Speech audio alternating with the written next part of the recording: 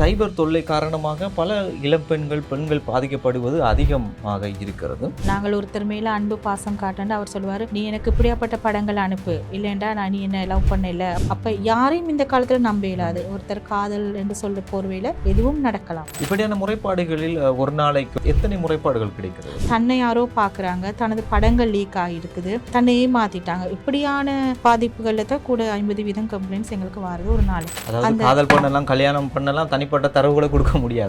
அப்படியான ஒரு காலகட்டத்தில் தான் இருக்கும். ஏன்னா எக்காரணம் கொண்டும் உயிரே கொடுக்குறேன் என்று சொன்னாலுமே தனிப்பட்ட படங்களை ஈவன் கணவன் மனைவிக்காக கூட இன்னொருத்தர்கிட்ட ஷேர் பண்ணாதீங்க. தகவலை இது சரியான தவறா இல்லை இது பிள்ளையான தகவலாங்கிறத எப்படி கண்டறியுது?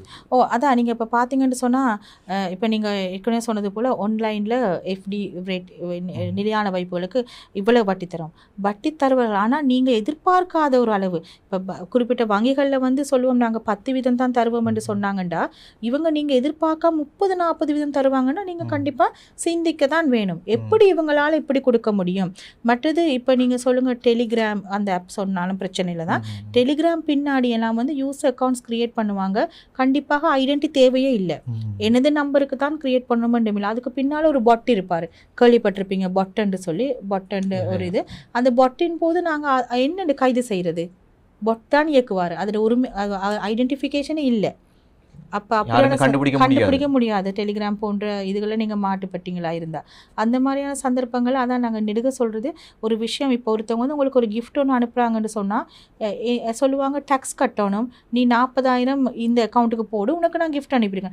கிஃப்டண்டா கிஃப்ட் தான், அது என்னத்துக்கு நான் காசு கட்டி பெற்றுக்கொள்ள வேணும் அப்படின்ட்டு யோசிக்க மாட்டேன். டக்குண்டு காசு செலுத்தினா பிறகு தான் நான் 40,000 போட்டேன், 1,00,000 போட்டேன், எனக்கு ஒரு கிஃப்ட் வந்து வர இருந்தது, வர இல்லை. யாரும் கிஃப்டண்டா காசு கேட்க மாட்டாங்க. அப்படி நாங்கள் மக்கள் தான் கொஞ்சம் சிந்திக்க வேணும். மற்றது வங்கி கணக்கு இலக்கம், பிறந்த திகதி, ஐடென்டி கார்டு, இப்படியான போன்ற இதெல்லாம் கேட்கும்போது நீங்கள் யோசிக்கலாம், எதுக்கு இவங்க இந்த மாதிரி டீட்டெயில்ஸ் கேட்குறாங்க. வங்கி கணக்கு இலக்கம், பிறந்த திகதி, ஐடென்டி கார்டுகள்லாம் ஏன்னா உங்களுக்கு இல்லை. சம்டைம்ஸ் சிலர் வந்து ஆன்லைன் ஆப் வந்து பயன்படுத்த மாட்டாங்க.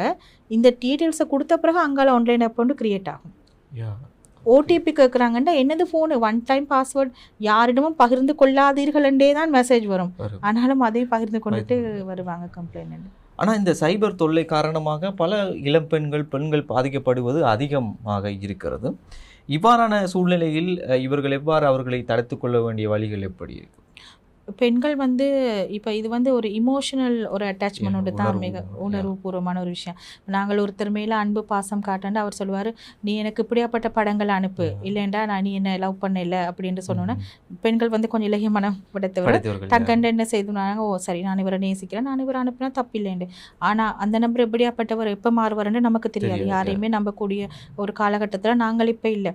இப்போ எங்களுக்கு ஒவ்வொரு நாளைக்கு வார கம்ப்ளைண்ட்ஸில் இந்த மாதிரி ஆபாச வலைத்தளங்களில் படங்கள் பகிர்வு செய்யப்பட்டமே அல்லது ஃப்ரெண்ட்ஸுக்கு படங்கள் அனுப்பி இப்படி சூசைட் பண்ணப்பட்ட கேஸுகளும் கணக்கு எங்கள்கிட்ட இருக்குது. ஏன்னா ஒருக்கா நீங்கள் வந்து உங்களோட படம் வெளியே போயிட்டதுன்னு சொன்னால் இலங்கை சர்ட் நிறுவனத்தால் அதை டிலீட் பண்ணி தருவோம். ஆனால் நீங்கள் எங்களுக்கு ரிப்போர்ட் பண்ணுற அந்த சந்தர்ப்பத்தில் கூட அங்கே 500 பேருக்கு அது வியூ ஆகிருக்கும். ஒரு ஆபாச வலைத்தளத்தில் பகிரப்பட்ட எல்லாத்தையும் ரிமூவ் பண்ண முடியாது. அப்படியா? பகிரப்பட்ட எல்லாத்தையும் ரிமூவ் பண்ணலாம். ஆனால் பார்வையாளர்கள் பார்த்தவங்க சிலர் தங்களோட மொபைலுக்கு டவுன்லோட் பண்ணி வைத்துக் கொள்வார்கள். இப்போ நீங்கள் சொல்லுங்கள், ஒரு யூனிவர்சிட்டி படிக்கிற ஒரு பிள்ளையோட படம் ஒன்று லீக் ஆகிட்டது யூனிவர்சிட்டி குரூப்பில், பார்த்தா அவ்வளோ பேரும் பார்த்துட்டு சும்மா இருக்க மாட்டாங்க, தங்களோட ஃபோனுக்கு அதை சேவ் பண்ணி வைத்துக் கொள்வார்கள். ஏன்னா அவங்களுக்கு தெரியும் இது எங்கேயோ ரிப்போர்ட் அடிப்பட்டால் இந்த இது இல்லாமல் போக மாட்டேன். அப்படியான சந்தர்ப்பங்கள்ல அந்த குரூப்லேருந்து அந்த கண்டென்ட்டை நாங்கள் எடுத்து விடுவோம். அல்லது ஒரு வலைத்தளம்ண்டா அந்த வலைத்தளம் கண்டென்ட் எடுத்து விடும். அந்த கண்டென்ட்டை டவுன்லோட் பண்ணி வைத்திருக்கிறவர்களே பாரு நாங்கள் தடுப்பது. அப்போ எல்லாரோட ஃபோனையும் போய் செக் பண்ணுறதுக்கு அப்படி ஒரு டெக்னாலஜி எங்கேயுமே இல்லைன்னு. ஆனால் அந்த இவ்வாறான ஸ்கேம்கள், இவ்வாறான துஷ்பிரயோகங்கள், இந்த சைபர் தொல்லைகளிலிருந்து பாதுகாப்பு தேடுவதற்காக வேண்டி இப்போ அவர்கள் ஒரு முறைப்பாடு ஒன்று செய்யலாம். அதாவது உங்களுடைய இலங்கை கடனி அவசர தயார் நிலை குழு மூலமாக முறைப்பாடு செய்யலாம்.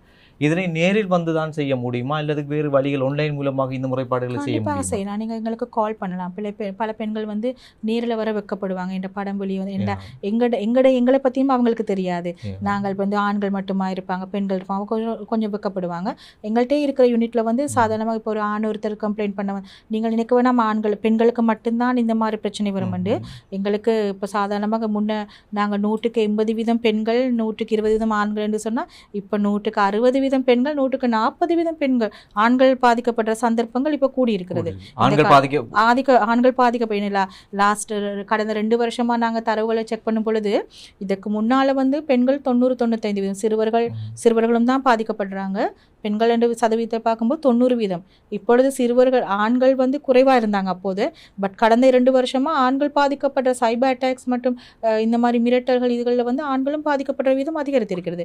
கிட்டத்தட்ட 40% வரைக்கும் இப்பொழுது அதிகரிக்கின்றது. இதில் பாதிக்கப்பட்ட ஒருவர் முதலாக உங்களுடைய அந்த திணைக்களத்துக்கு தான் வர வேணும் அப்படியா? இல்லை, இவங்க கூட போலீஸ் ஸ்டேஷன்ஸுக்கு போவாங்க, போலீஸ் நிலையங்களில் போய் கம்ப்ளைண்ட் பண்ணுவாங்க. அப்படி இல்லை என்று சொன்னால் அது பெண்கள் மற்றும் போலீஸாகத்தான் வர வேண்டுமா அல்லது நேரடியாக வரலாம். முதல் கேட்ட கேள்விக்கு நான் சொல்ல மறந்தேன். நீங்கள் 101ங்கிறது எங்களோட அவசர அழைப்பு இலக்கம். காசு அறவிடப்பட மாட்டாது. 101 இதுக்கு நீங்கள் இம்மீடியட்டாக கால் பண்ணுங்க.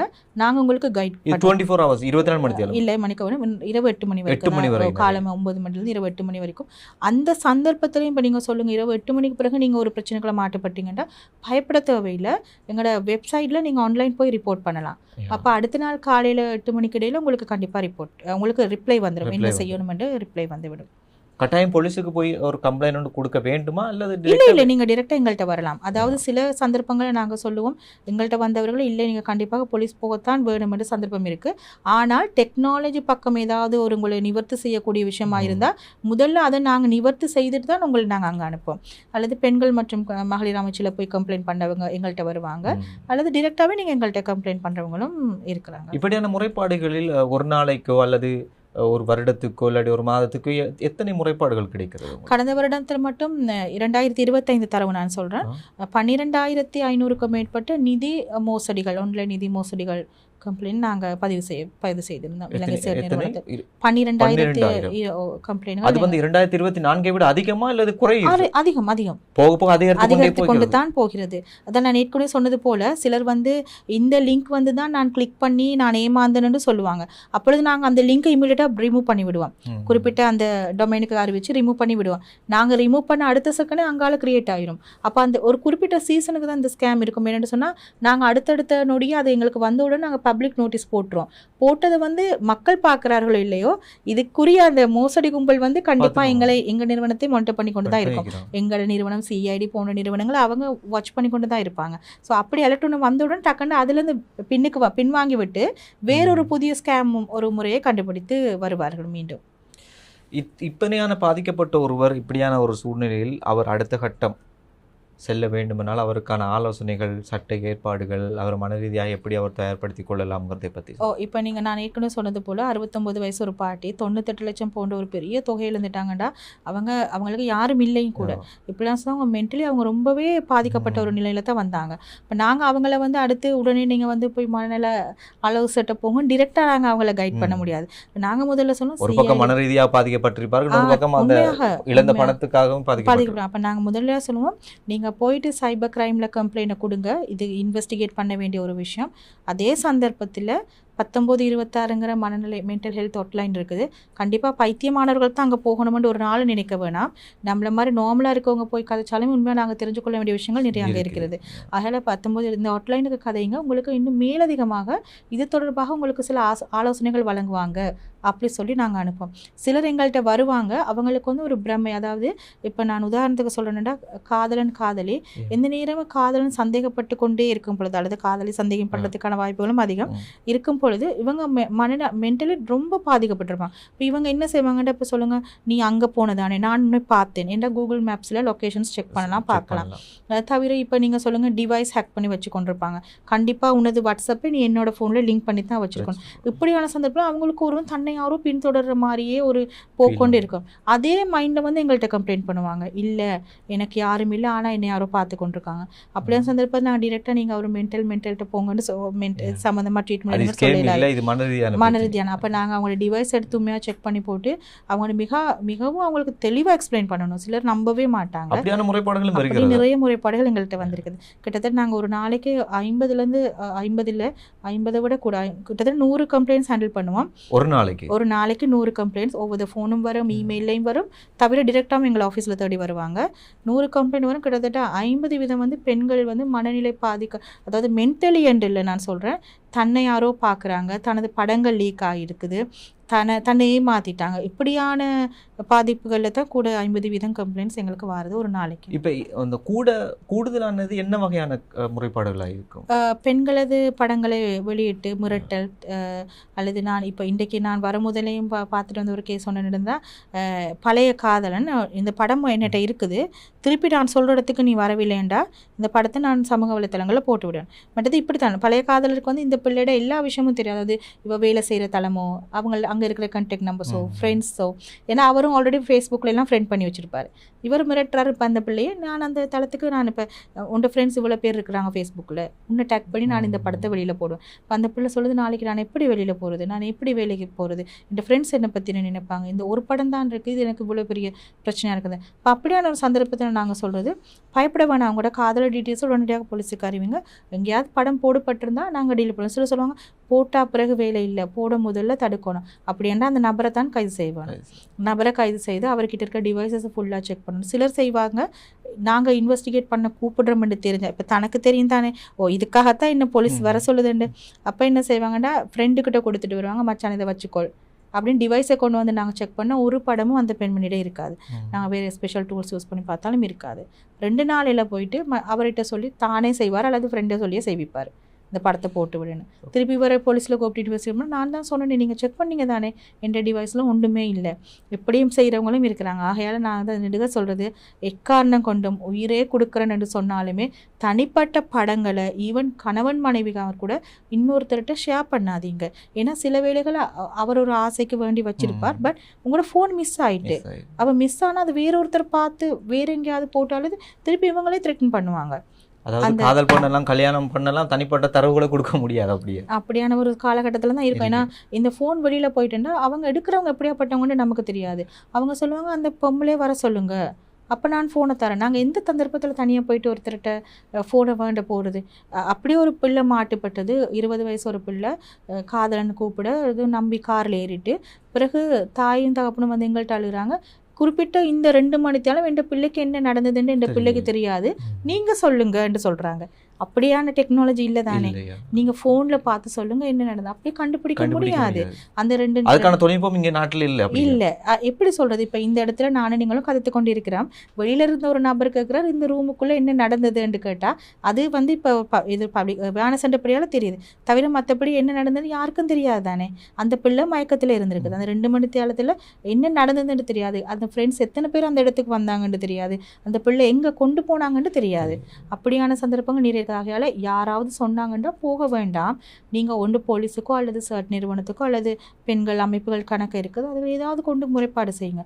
அதுக்கு பிறகு சிலதை நாங்கள் கைட் பண்ணுவோம். இல்லை நீங்கள் போங்க, பின்னால் நாங்கள் அப்படியான நிறைய நீங்கள் பார்த்துருப்பீங்கன்னு நினைக்கிறேன் டிவிலலாம், பின்னால் போயிட்டு ஆளை பிடிச்சிருக்கிற கைது சேர்ந்த சந்தர்ப்பங்கள் நிறைய இருக்கிறது. அப்படியும் நாங்கள் இப்போ கிட்டத்தட்ட பொரலில் அப்படி ஒரு சம்பவம் நடந்தது, பின்னாலே போய் கைது செய்த சந்தர்ப்பம். அவர்கிட்ட இருந்தது கிட்டத்தட்ட 35 ஃபோல்டர் இருந்தது. ஒவ்வொரு ஃபோல்டர்லையும் 40க்கும் மேற்பட்ட பெண்களோட புகைப்படம் அவர் வச்சிருந்தாரு. அப்போ யாரையும் இந்த காலத்தில் நம்ப இயலாது. ஒருத்தர் காதல் என்று சொல்ல போர்வையில் எதுவும் நடக்கலாம். பொதுவாக இந்த மதங்களை நம்புபவர்கள் அதிகம் இருக்கிறார்கள், இதனை கண்மூடிக்கொண்டு நம்புபவர்கள் மிக அதிகம் இருக்கிறார்கள். அவர்களும் இந்த ஸ்கேமுக்குள் மாட்டுப்பட்ட சம்பவங்கள் ஏதும் இருக்கிறதா? இப்போது சமூக வலைத்தளங்களில் பார்த்தீங்கன்னா நமக்கு அடிக்கடி ஏதாவது ஒரு அட்வர்டைஸ்மெண்ட் ஒன்று வந்து கொண்டிருக்கோம், அப்படி செய்யலாம் இப்படி செய்யலாம்னு சொல்லி. இப்போ சிலர் வந்து இந்த வசியம் பண்ணுறது அப்படியானதுகளில் நம்பிக்கிற பையன்டா குடும்பத்தில் சில பிரச்சனைகள் இருக்கலாம், கணவர் மனைவியோ அல்லது ஏதாவது பெற்றோர்களுக்குள்ளையிலையோ அல்லது காதலன் காதலிக்குள்ளே இருக்கலாம். இப்போ இவங்க என்ன நினைப்பாங்கன்னு சொன்னால் மத ரீதியாக அந்த நீங்கள் சொன்ன அந்த இதை நம்பிக்கையை வச்சுக்கொண்டு ஒரு இடத்துக்கு கதைச்சு தங்களோட பர்சனல் டீட்டெயில்ஸுகளை அந்த நபருக்கு சொல்லத்தான் வேணும்.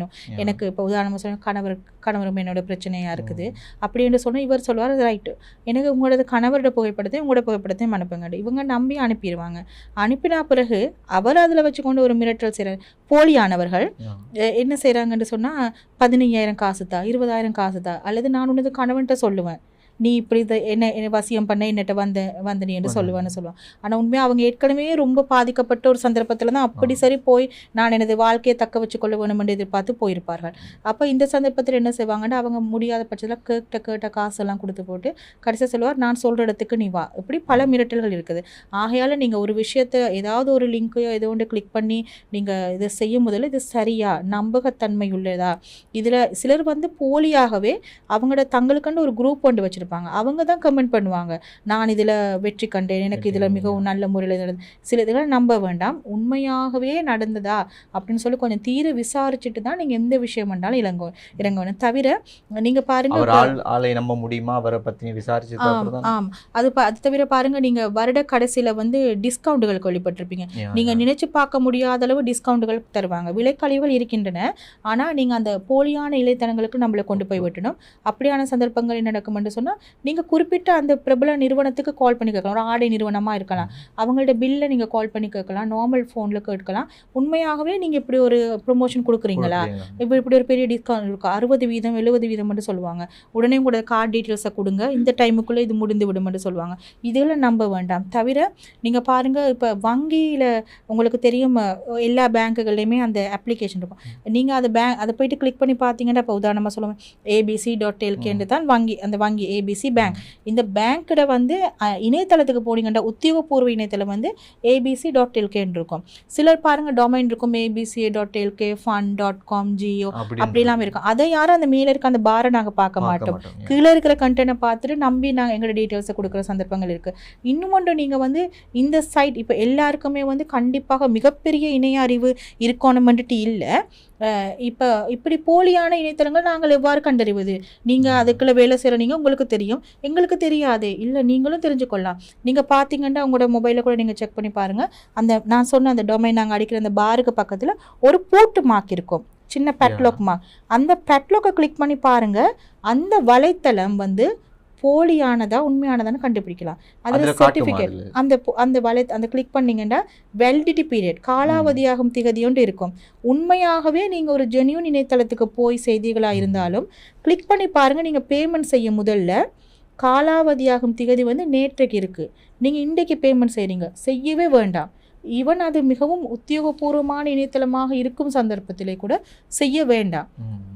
ஏனெண்டா அவங்களோட செக்யூரிட்டி வெரிஃபிகேஷனுக்கு அவங்க எங்கள்கிட்ட இல்லை. இலங்கையில் செக்யூரிட்டி இந்த மாதிரி வெப்சைட் செக்யூரிட்டி செய்கிறது இலங்கை சர்ட் நிறுவனம் தான்.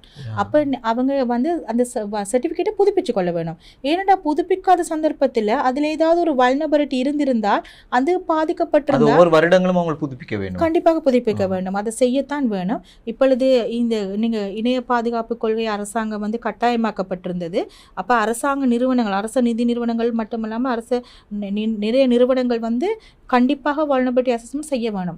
அதனால தான் இலங்கையில் பெரிய பெரிய நிறுவனங்கள் வந்து அரச நிறுவனங்கள் கூட ஹேக் செய்யப்பட்டு நீங்கள் கேள்விப்பட்டிருப்பீங்க என்ன கல்வி திணைக்களம்.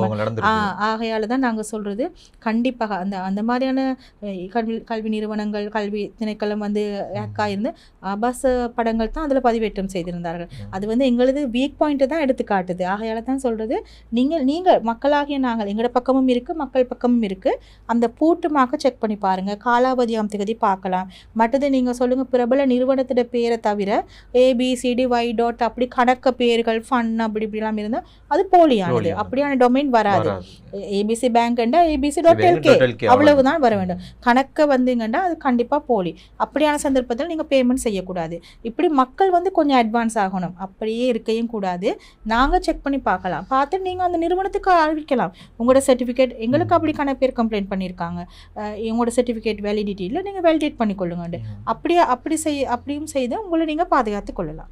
இல்லை என்னுடைய ஃபோன் புது ஹெக் செய்யப்பட்டு விட்டது என்பதை நான் எப்படி கண்டுபிடிப்பது? எனக்கு அதுக்கு ஏதாவது அறிகுறிகள் ஏதாவது தென்படுமே? கண்டிப்பாக இந்த ஃபோன் வந்து இப்போ நீங்கள் சொல்லுங்கள் நான் வந்து ஒரு நாளைக்கு ஒரு தரம் தான் சார்ஜ் பண்ணுவேன், அதுவும் 20 மினிட்ஸ் சார்ஜ் பண்ணால் ஓகே. இது உங்களோட மைண்டில் உங்களுக்கு தெரியும் இது புது ஃபோனோ பழைய ஃபோனோ பாவிச்சு கொஞ்ச நாள் நீங்கள் அதை எடுத்துக்கொள்ளுவீங்க. அப்போ நீங்கள் யோசிக்கிறீங்க இது என்ன இப்போ 2 மணி நேரத்துக்கு முதல்ல போட்டு இப்போ பேட்டரி 5 வீதம் தான் இருக்குது. உங்களுக்கே தெரியும் பேட்டரி வீதம் குறையிற வீதம் தவிர ஃபோன் ஹீட் ஆகிக்கொண்டே இருக்கும்.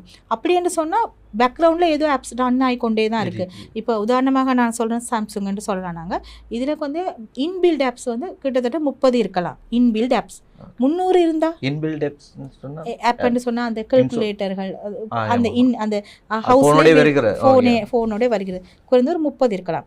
இப்போ நாங்கள் எடுத்து செக் பண்ணி பார்க்கும்போது 300 ஆப் இருக்கும். அப்போ கண்டிப்பாக உங்கள் டிவைஸ் ஹேக் பண்ணப்பட்டிருக்கு. ஹேக் பண்ணி அங்கால ஒருத்தர் அதுக்கெல்லாம் ஆப்ஸுகளை போட்டுக்கொண்டு தரவிறக்கம் செய்து கொண்டே வருகிறார். சில வீடுகளில் என்னென்னா பிள்ளைகள் வந்து கேம் விளையாடும்போது வரும் ஒவ்வொரு இதுவும் அவங்க டக்குன்னு கிளிக் பண்ணி போயிடுவாங்க. சில தாய் தகப்பன்மார் கிரெடிட் கார்டு டெபிட் கார்டு கொடுத்து வச்சுருந்தாங்கன்னா கார்டு டீட்டெயில்ஸும் சேர்த்து அக்கௌண்ட்டில் காசும் விட்டுப்பட்டு போயிடும். பிறகு அவங்க நினைப்பாங்க எங்கிட்ட காசு யாரோ திருடிட்டாங்கன்ட்டு. பார்த்தா பிள்ளைகள் இப்படி கிளிக் பண்ணி அந்த ஆன்லைன் கேமுகளில் வரும்போது கிளிக் பண்ணி இப்படியான சந்தர்ப்பங்களும் இருக்குது. ஆகையால் நாங்கள் ஃபோனை பார்க்கும்போது எங்களோட ஃபோன் ஹேக் செய்யப்பட்டிருக்குதுன்னு சொன்னால் நான் சொன்னது போல் பேட்டரி வீதத்தை முதலாவது நாங்கள் செக் பண்ணுறது, ஃபோன் ஹீட் ஆகிறது தவிர கணக்கு ஆப்ஸ் பேக்ரவுண்டில் ரன் ஆகி கொண்டிருந்தால் கண்டிப்பாக ஹேக் தான். ரன் ஆகிறது எப்படி பார்க்குறது? அதான் நான் ஆப்ஸை வந்து முடியும் கண்டிப்பாக. நீங்கள் உங்களோட ஃபோனில் செட்டிங்ஸில் போயிட்டு ஆப்ஸில் போய் பார்த்தீங்கன்னா இன்பில்ட் ஆப்ஸ் இவ்வளோ தான் இருக்கணும் சாதாரணமாக. இது கண்டிப்பாக நாங்கள் செக் பண்ணி பார்க்கலாம். பட் கூட பேர் பார்க்குறது இல்லை. ஈவன் நீங்கள் பார்த்தீங்கன்னா ஃபேஸ்புக்கில் கூட 500 பேர் ஃப்ரெண்ட்ஸாக இருப்பாங்க. உண்மையாக நமக்கு தெரிஞ்சது ஒரு 100-200 பேராக தான் இருக்கலாம். ஏன்னு தெரியாதவங்களே நாங்கள் அப்படி செய்யக்கூடாது. அட்டாக புதுசாக யாராவது அட்டாக இருந்தால் கூட டைம் இருக்கிற பொழுது கொஞ்சம் செக் பண்ணி பாருங்கள். யாராவது புதிதாக வந்திருக்கிறார்களா, இவர் எனக்கு தெரியாது, இவர் எப்படி வந்தார் அப்படி ஏன்னு சொன்னால் அப்படியான சந்தர்ப்பத்தில் உங்களோட சொல்லுங்கள் ஃபேஸ்புக்கில் நீங்கள் இந்த படத்தை ஃபேஸ்புக்கில் மட்டும்தான் போட்டிங்க, இன்ஸ்டாகிராமும் இருக்கலாம், இன்ஸ்டாவில் மட்டும்தான் போட்டிங்கண்டா குறிப்பிட்ட இந்த 50 பேர் தான் 200 பேர் உங்களோட நண்பர்கள் இருக்கிறாங்க. இந்த 200 பேரில் யாராவது ஒருத்தர் தான் இந்த ஃபோட்டோவை எடுத்து வெளியில் கொடுத்துருக்க வேணும்.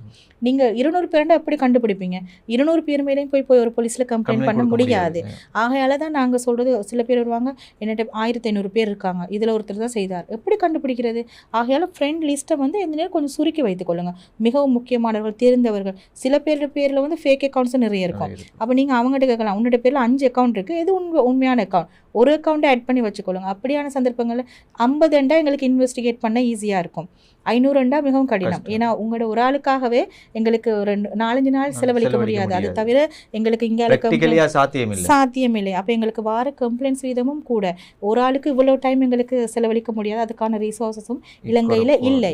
ஆகையால தான் சொல்கிறது, இந்த இதுகளெல்லாம் கவனம் எங்கள் கையிலே தான் இருக்கிறது. நாங்கள் கொஞ்சம் தேடி பார்க்க வேணும். ஓகே. தவிர மட்டும் இப்போ சமூக வலைத்தளங்கள் எல்லாவற்றிலுமே லிங்க் டிவைசஸ் பார்க்கலாம், லாகின் டிவைசஸ் பார்க்கலாம். இப்போ உதாரணமாக வாட்ஸ்அப் எடுத்துக்கொண்டு நாங்கள் வாட்ஸ்அப் செட்டிங்கில் போய் பார்க்கலாம், வேறு யாராவது இந்த டிவைஸை லிங்க் பண்ணியிருக்கிறாங்களா. மேக்ஸிமம் 4 டிவைசஸ் லிங்க் பண்ணலாம். இப்போ நாங்கள் கூட எங்களது ஆஃபீஸ் கணினியில் கண்டிப்பாக வாட்ஸ்அப் லிங்க் செய்திருப்போம். ஏன்னா எங்களோட குரூப்புக்கு நாங்கள் தகவல் பரிமாறிக்கொள்ள வேண்டிய எமர்ஜென்சி சுச்சுவேஷனில் நிறைய நாங்கள் ரிப்போர்ட் பண்ண வேண்டியிருக்கோம். அப்படி சந்திருப்போம். தவிர வேறு இன்னும் 2 டிவைஸ் லிங்காக இருந்தால் அப்போ நான் செக் பண்ண தான் வேணும், யார் இது லிங்க் ஆகிருக்கா. எனது ஃபோன்லேயே தான் நான் பார்க்க போயிடுறேன். நீங்கள் போய் எங்கேயும் கம்ப்ளைண்ட் பண்ண தேவையில்லை. உங்களோட ஃபோன்லேயே தான் நீங்கள் ஒரு ஃப்ரீ டைமில் ஒரு லஞ்ச் டைமில் கொஞ்சம் எடுத்து செக் பண்ணி பார்க்கலாம். தவிர நீங்கள் பாருங்கள், ஒரு அன்யூஷுவல் ஆக்டிவ் ஃப்ரெண்ட்ஸ் சொல்கிறாரு, மச்சான் நீ ஒரு போஸ்ட் ஒன்று போட்டிருக்க ஃபேஸ்புக்கில், இது என்னடானா நான் போடவே இல்லையே அப்படின்னா இமீடியட்டாக நீங்கள் போய் பாருங்கள், லாகின் டிவைசஸ் பாருங்கள், எங்கே உங்களோட வேறு ஏதாவது டிவைசஸ் லாக் ஆகிருக்குதான்னு பாருங்கள், செக் பண்ணி நீங்களும் ரிமூவ் பண்ணலாம். ரிமூவ் பண்ணி 2 ஃபேக்டர் போட்டு செக்யூர் பண்ணிக்கொள்ளுங்கள். அது மட்டும் இல்லை, எல்லா பிளாட்ஃபார்மும் இப்போ டிக்டாக் வந்து இலங்கையில் முழு அதிகாரமும் எங்களுக்கு கொடுத்துருக்குறாங்க. அப்போ நாங்கள் அதற்குள்ளே எதுவும் பிரச்சனைனா 24 மணி நேரத்துக்குள்ளே கண்டென்ட்டை கம்ப்ளீட்டாக ரிமூவ் பண்ணி விடுவோம். ஆனால் ஃபேஸ்புக் வந்து இன்னும் மெட்டாவில் தான் இருக்குது, அமெரிக்காவில் தான் இருக்குது. அப்போ நாங்கள் இங்கேருந்து ரிப்போர்ட் பண்ணி அதை ரிமூவ் பண்ணுவது கிட்டத்தட்ட 5 நாட்கள் மாதிரி நாட்கள் எடுக்கும். அதுக்குள்ளே இங்கே ஆக வேண்டிய டேமேஜ் ஆகி முடிந்து விடும் இலங்கையில்.